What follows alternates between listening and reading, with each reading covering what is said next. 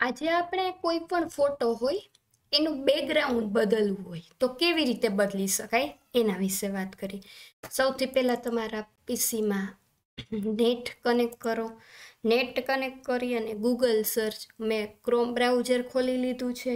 એની અંદર તમારે સર્ચ કરવાનું છે રિમૂવ બીજી.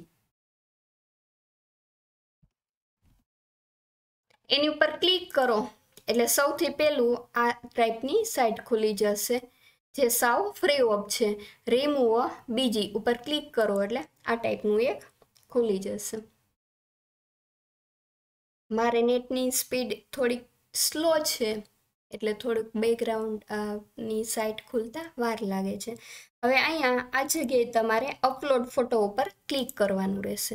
અપલોડ ફોટો ઉપર ક્લિક કરો એટલે તમારા પીસીની અંદર જે જગ્યાએ ફોટા પડ્યા છે એ જગ્યાએથી તમને ગમતો કોઈ પણ એક ફોટો લ્યો. હું અત્યારે મારો એક ફોટો અપલોડ કરી દઉં છું.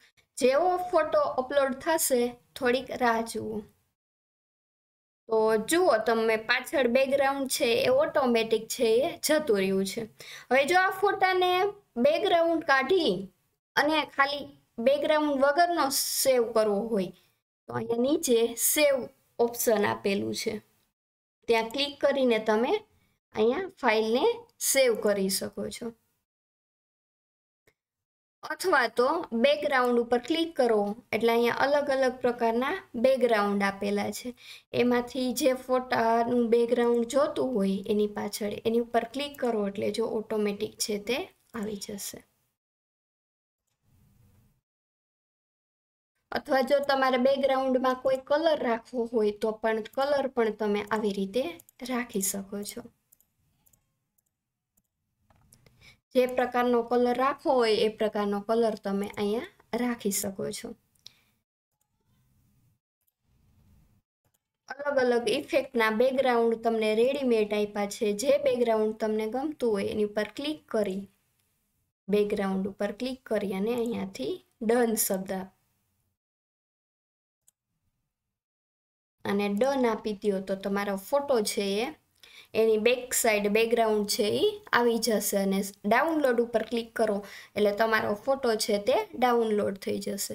જો તમારે બેકગ્રાઉન્ડમાં સાવ સિમ્પલ રાખવું હોય તો અહીંયા નન ઉપર ક્લિક કરીને ઓકે આપી અને ડાઉનલોડ ઉપર ક્લિક કરશો તો આ ફોટો છે એ બેકગ્રાઉન્ડ વગર પીએનજી ફોર્મેટમાં સેવ થઈ જશે.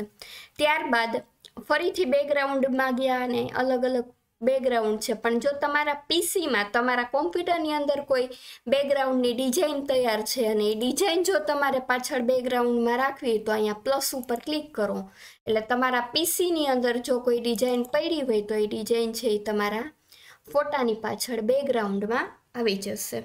અહીંયા જો સર્કલ ફરે છે, જો જેપીજી ફોર્મેટ હશે તો તેના બેકગ્રાઉન્ડમાં પાછળની સાઈડ જોવા આવી જશે.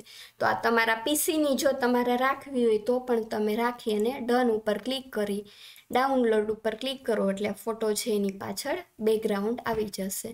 બેકગ્રાઉન્ડ ઉપર ક્લિક કરો, અહીંયા અલગ અલગ પ્રકારના બેકગ્રાઉન્ડ છે. જે બેકગ્રાઉન્ડ ગમતું હોય એની ઉપર ક્લિક કરી અને ડન ઉપર ક્લિક કરો અને ડાઉનલોડ ઉપર ક્લિક કરો તો ફોટો છે એ.